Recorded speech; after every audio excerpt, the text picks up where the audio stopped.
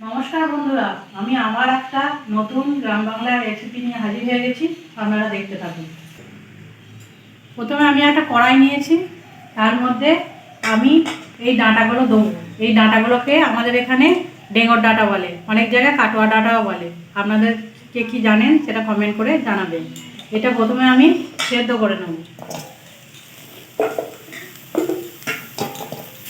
আর দিয়ে দেবো এর মধ্যে কিছু সবজি,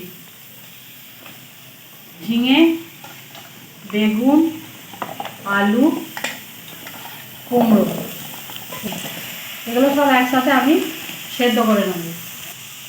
দিলাম সেদ্ধ করার জন্য পরিমাণ মতো জল।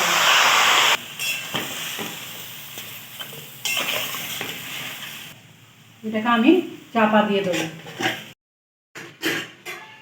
এবার ঢাকনাটা খুলে দেখবো আমাদের শাকটা সেদ্ধ হয়েছে।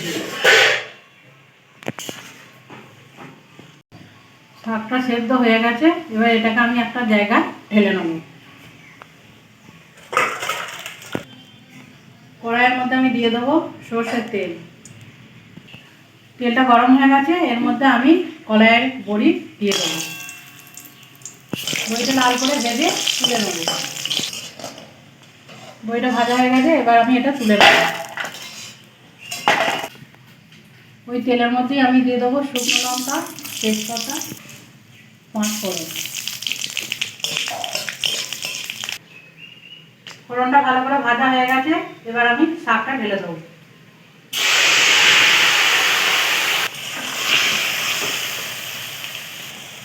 এর মধ্যে দেবো আমি কিছু মশলা। দিয়ে দেবো হলুদ গুঁড়ো, শুকনো লঙ্কার গুঁড়ো, জিরে গুঁড়ো, অল্প পরিমাণে ধনে গুঁড়ো, আর দিয়ে দেবো সর্ষে বাটা, পরিমাণ মতো নুন আর চিনি। এবার এটাকে আমি ভালো করে নেড়ে নেব। বড়িগুলোকে আমি একটু ভেঙে নেব।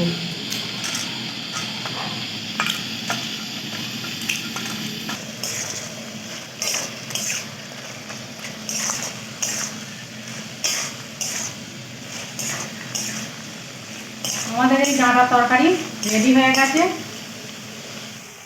এবার এটা আমি এক জায়গায় ঢেলে নেব।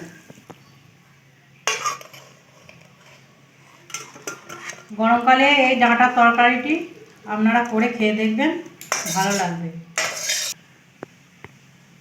এর মধ্যে ওপর থেকে একটু ভাজা মশলার গুঁড়ো ছড়িয়ে দিলাম, ভাঙা বড়িগুলো ছড়িয়ে দিলাম।